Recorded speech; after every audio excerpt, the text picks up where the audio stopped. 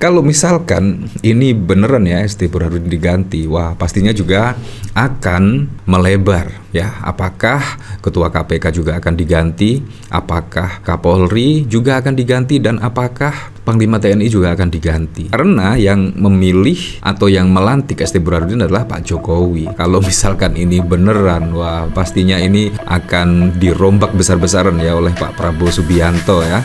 Bahkan Pak ST Burhanuddin yang kerjanya menurut saya sangat luar biasa, ini bahkan diganti ya.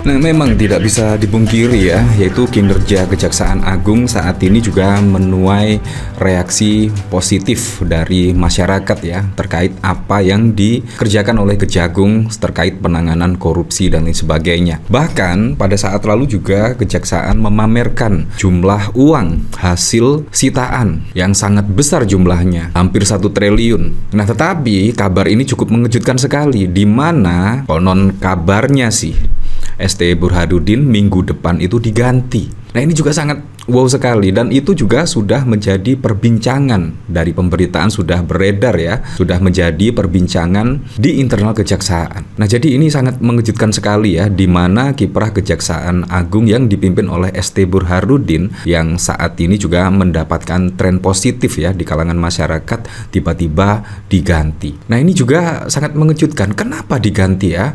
Padahal masyarakat itu inginnya Ketua KPK diganti, bahkan juga petinggi Polri, dan bahkan juga Panglima TNI. Tetapi kok ST Burhanuddin? Ini yang menjadi pertanyaan yang serius, karena citra positif di kalangan masyarakat seharusnya ST Burhanuddin dipertahankan. Nah, apakah yaitu terkait ini, misalkan ada 29 hakim diduga menerima suap 107 miliar pada 2011 hingga 2024. Apakah terkait perombakan sistem di internal Kejaksaan sendiri yang akan dibersihkan oleh Pak Prabowo misalkan, kalau memang Pak ST Burhanuddin ini diganti? Apakah demikian? Karena pada saat lalu itu banyak hakim-hakim yang ternyata menerima suap, padahal wakil Tuhan loh, seharusnya itu mengadili yang seadil-adilnya, tetapi malah menerima suap dan lain sebagainya. Kalau memang ini beneran ya, banyak hakim-hakim yang menerima suap dan lain sebagainya dan harus dibersihkan, ya menurut saya cukup masuk akal sekali kalau ST Burhanuddin diganti, digeser dan lain sebagainya.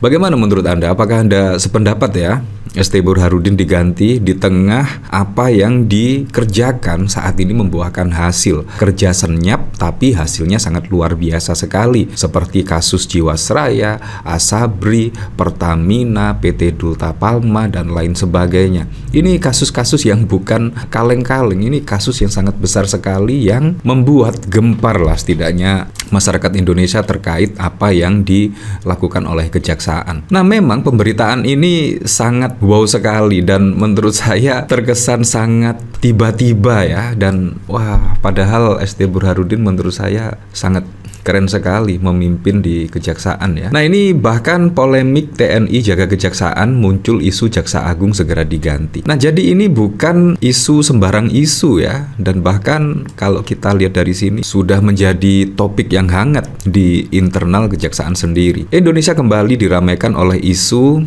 panas dari gedung Bundar dan Barak Militer. Belum reda pertanyaan publik tentang alasan prajurit Tentara Nasional TNI berjaga di kantor-kantor Kejaksaan.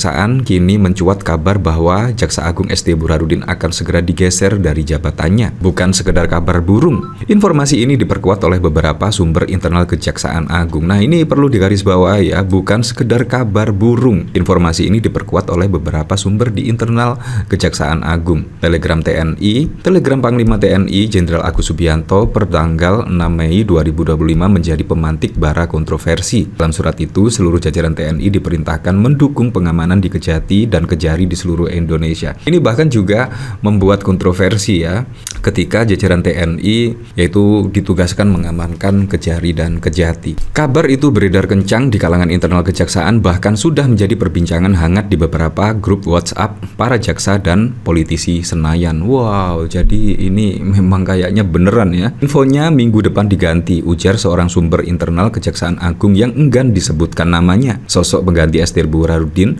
kabarnya berasal dari internal Korps Adaksa, yakni seorang jaksa senior yang malang melintang di Kejati, DKI Jakarta, Banten, dan Sulawesi Selatan. Meski belum ada pengumuman resmi dari istana, getaran politik dari isu ini sudah terasa kuat. Beberapa anggota Komisi 3 DPR RI memilih bungkam. Kami belum bisa berkomentar apapun, kata seorang politisi yang juga enggan disebutkan namanya. Di tengah kabut isu, pengamat hukum Muksin Nasir memberi analisis jernih. Menurutnya, pergantian Jaksa Agung adalah hal lumrah dalam sistem presidensial, apalagi jika dianggap mendesak demi kepentingan nasional. Itu demi kepentingan negara dan wajah hukum negara ini, ujar kepada media. Muksin juga mengkritisi pelibatan TNI dalam pengamanan kejaksaan. Menurutnya, tindakan itu memperlihatkan ketegangan yang belum selesai antara kejaksaan dan kepolisian dalam beberapa kasus besar. Kalau untuk penegakan hukum militer memang ada dasar MOU, tapi itu tidak bisa diperluas ke fungsinya kejaksaan sipil. Ia khawatir langkah ini membuka pintu militerisasi terhadap institusi sipil yang seharusnya mandiri dan akuntabel secara hukum. Belum ada pernyataan resmi dari Presiden Joko Widodo mengenai kabar pergantian Jaksa Agung. Maksudnya tadi Presiden Prabowo ya. Begitu pula dari pihak istana dan Kementerian Sekretaris Negara hingga kini belum memberikan tanggapan. Namun jika benar Esti Burhanuddin digeser, publik akan menanti siapa sosok penggantinya dan apa arah kebijakan hukum nasional ke depan. Polemik ini menjadi momen penting untuk menegaskan kembali batas peran militer dan sipil dalam kehidupan bernegara. Di tengah sorotan masyarakat, prinsip transparansi dan supremasi hukum tak boleh dikaburkan oleh dalih stabilitas keamanan. Apakah Indonesia sedang menyaksikan awal dari restrukturisasi besar-besaran dalam tubuh penegakan hukumnya? Kalau misalkan ini beneran ya Esti Burhanuddin diganti, wah pastinya juga akan melebar ya. Apakah Ketua KPK juga akan diganti? Apakah Kapolri juga akan diganti? Dan apakah Panglima TNI juga akan diganti? Karena yang memilih atau yang melantik Esti Burhanuddin adalah Pak Jokowi. Kalau misalkan ini beneran, wah pastinya ini akan dirombak besar-besaran ya oleh Pak Prabowo Subianto ya. Bahkan Pak Esti Burhanuddin yang kerjanya menurut saya sangat luar biasa, ini bahkan diganti ya. Apakah ini juga akan ada setidaknya momen yang sangat luar biasa di internal istana? Ya kita lihat saja besok. Tapi kalau kita lihat dari sini memang Kejagung makin garang di era Prabowo. Esti Burhanuddin sedang bersih-bersih. Nah bahkan Jaksa Agung Esti Burhanuddin diganti ex Kejati Sulsel Leonard Ebenezer. Wah apakah demikian ya? Jadi memang sangat wow sekali. Ini sangat mengejutkan sekali ya. Tiba-tiba ada pemberitaan seperti ini. Ini dikomentari oleh Hurem Jempol. Orang-orang yang masih terlibat dalam keluarga Jokowi dan yang mendukung dinasti Jokowi dan anaknya harus dihukum ya.